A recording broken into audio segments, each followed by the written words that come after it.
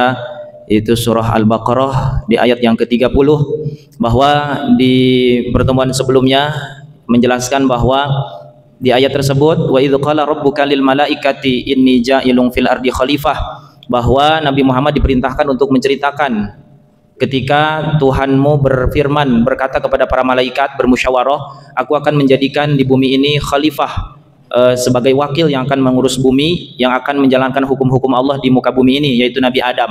Kemudian komentarlah para malaikat, qalu atajalu fiha may yufsidu fiha wa yasfiku dima, wahai Allah, apakah engkau menciptakan seseorang yang akan membuat kerusakan di bumi dan akan menumpahkan darah, ya, yang kita sebut itu namanya syahwatul quwah, ya. Jadi dengan syahwat syahwat itu bisa mendatangkan kerusakan, dan godobiyah dengan amarah itu kan bisa menimbulkan pertumpahan darah. Tapi ada satu yang istimewa dari manusia adalah kekuatan akal, dan itu yang bisa dikembangkan sampai saat ini. Kemodernan itu dikembangkan dengan kekuatan akal yang tidak terbatas, ya. Akal itu datangnya langsung dari Allah, maka semakin zaman perkembangan ilmu semakin maju, dan itulah ilmu yang Allah turunkan, ya.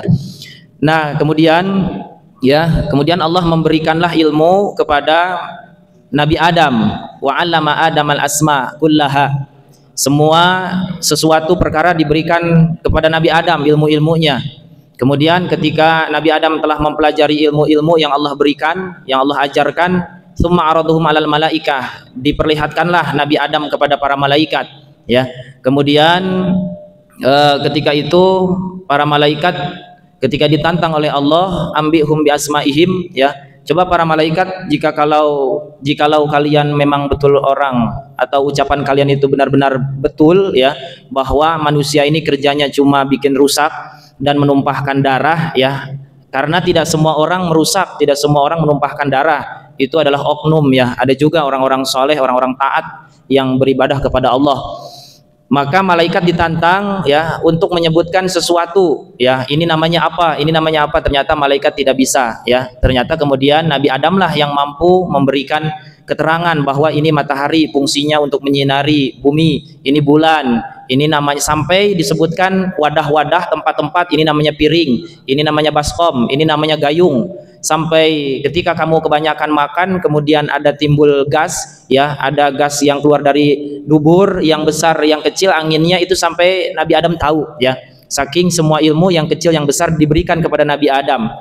Nah, kemudian para malaikat pun, ya, mengalah. Malaikat, oh iya ternyata betul, ya, Nabi Adam ini luar biasa. Qalu subhanaka la ilma lana illa ma 'allamtana. Maka kata para malaikat, kami tidak mempunyai ilmu kecuali ilmu yang telah engkau berikan, wahai Allah. Innaka antal alimul hakim, sesungguhnya engkau adalah zat yang maha alim, ya, yang maha mengetahui segala sesuatu, al-hakim, dan ilmunya berdasarkan hikmahnya. Jadi sesuatu yang Allah ciptakan, ma khalaqta hadza batila, tidak ada yang batil, semua yang diciptakan Allah ada hikmahnya, termasuk nyamuk juga ada hikmahnya, ya. Nyamuk diciptakan ternyata ada hikmahnya juga. Nah, kemudian, ya, para malaikat pun sama tadi ditantang. Maka Allah berfirman, alam aqul lakum inni a'lamu ghaibas samawati wal ard. Ketika Nabi Adam sedang presentasi di depan menjelaskan perkara-perkara yang sudah disebutkan, maka kata Allah, bukankah aku mengatakan, ya, kepada kalian, aku lebih mengetahui hal-hal yang gaib, ya, hal yang gaib dari langit dan bumi, dan aku mengetahui apa yang kalian ucapkan, ya. Malaikat mengucapkan apa tadi? Atajalu fiha may yufsidu fiha wa yasfikud dima, ya.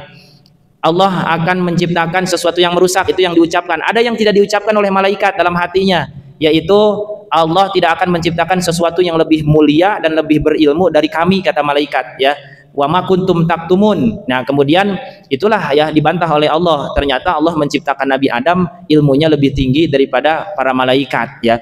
Sehingga ketika itu karena Nabi Adam ilmunya lebih tinggi, ya, itu para malaikat diperintahkan untuk memberikan penghormatan, ya. Wa idz qulna lil malaikati isjudu li adama fasajadu illa iblis, ya. Yang dimaksud sujud itu adalah inhina. Inhina itu adalah dongkok seperti orang ruku, itu namanya penghormatan.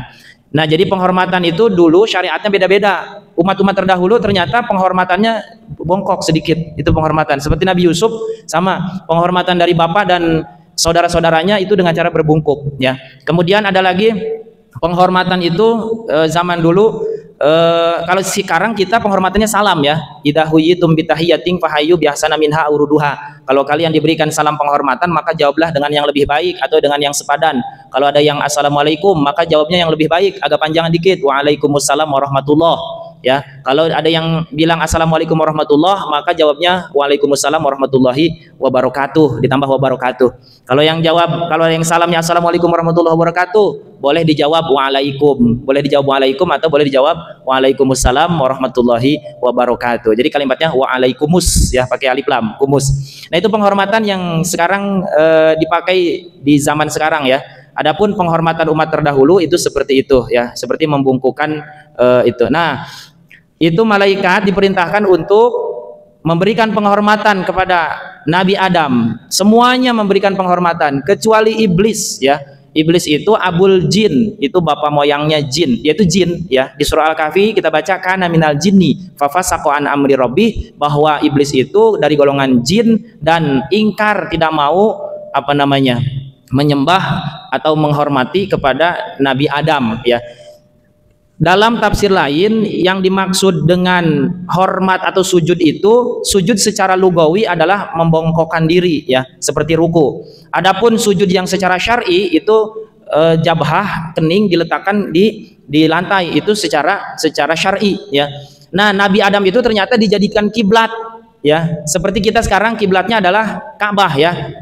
Nah, bersujudnya tetap kepada Allah tapi kiblatnya mengarah Ka'bah ya. Itu sama seperti dulu ketika para malaikat bersujud, maksudnya bersujudnya kepada Allah tapi yang menjadi kiblat adalah Nabi Adam. Nah, itu yang beberapa tafsiran dinyatakan seperti itu. Bukan kita menuhankan Ka'bah, bukan. Ka'bah bukan Tuhan ya. Tuhannya tetap Allah tapi kiblatnya lah kita kepada Ka'bah ya. Itu. Jadi itulah yang dimaksud dengan sujud ya, bukan sujud yang semestinya tapi sujud hanya bentuknya penghormatan. Nah, iblis ini ya, kalau kita ambil dari kalimat iblis itu mushtaq, diambil bahasa Arabnya ablasa, yublisu iblasan, akroma yukrimu ya. Kalau di ilmu sorob itu af'ala yuf'ilu ya, sulasi mazid. Nah, itu kalimatnya ya yang bermakna bisa itu jelek, bisal masir, sejelek-jeleknya tempat kembali itu neraka ya. Jadi iblis itu artinya jelek, bisa artinya bahasa Arabnya.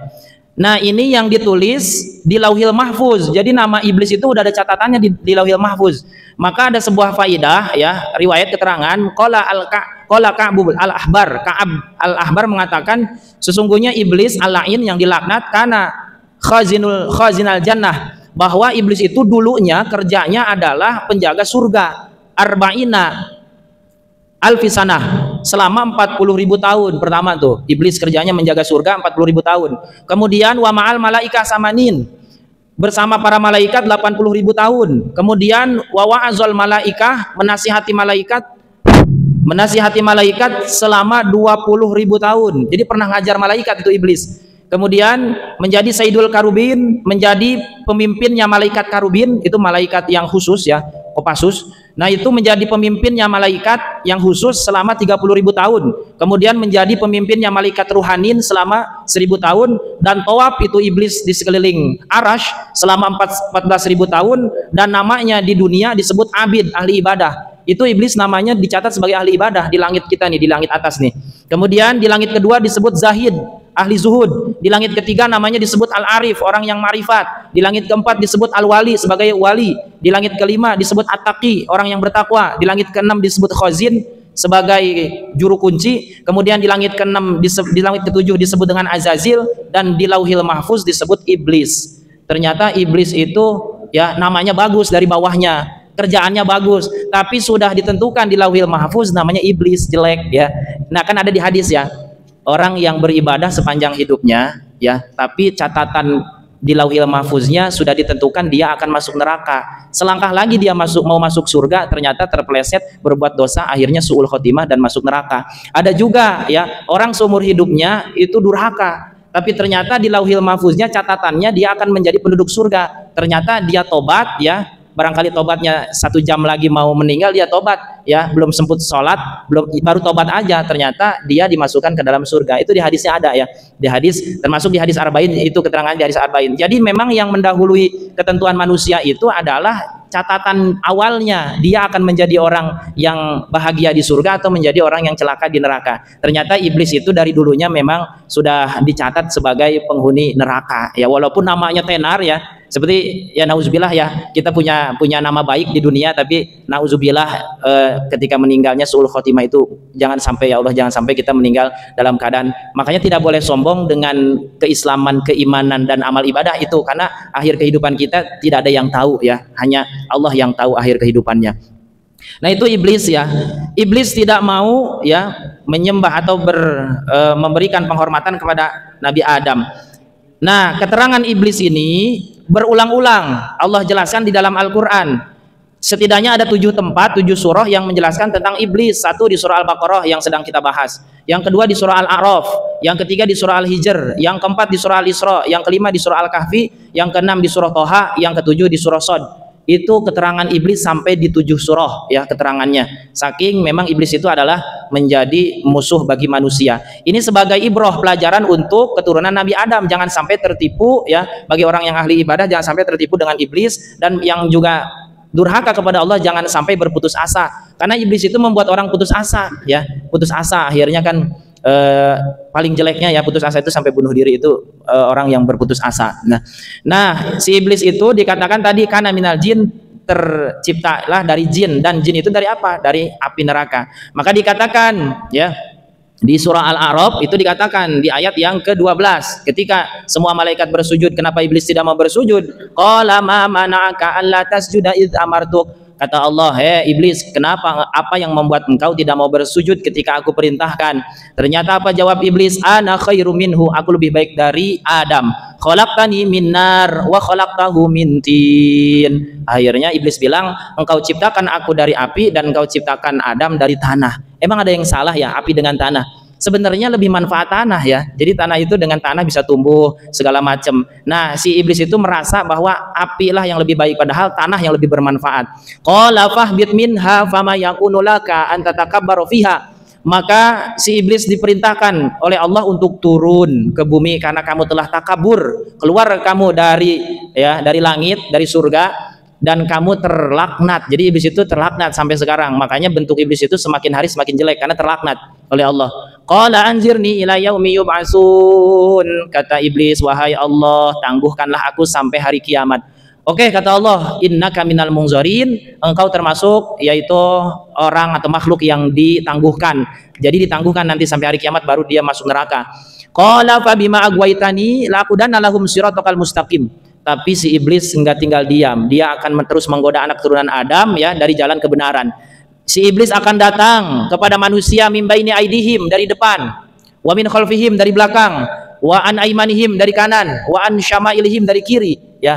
Jadi iblis itu terus aja dia dari kanan, depan, belakang, kanan, kiri, depan, kecuali ada satu yang iblis nggak bisa masuk, hati ya. Hati itu tempatnya Allah. Jadi kolbu ini ya, ada kolbu, ada fuad, ada sir, ini tempatnya Allah. Iblis tidak akan bisa mampu menggoda. Iblis hanya bisa berjalan di majrodam, peredaran darah dia akan tetap berjalan, tapi di hati. Makanya orang yang zikir kepada Allah itu tidak akan mampu digoda oleh iblis. Kenapa? Karena zikir ini isinya di dalam hati, bukan hanya sekedar di lisan. Itu iblis tidak akan bisa masuk, karena orang yang mendawamkan zikir termasuk al-mukhlasin, bukan al-mukhlisin lagi, al-mukhlasin, orang yang ikhlas, orang yang dikosongkan hatinya ya dari segala sesuatu selain Allah, maka isinya cuma Allah, maka dia tidak akan bisa digoda oleh iblis.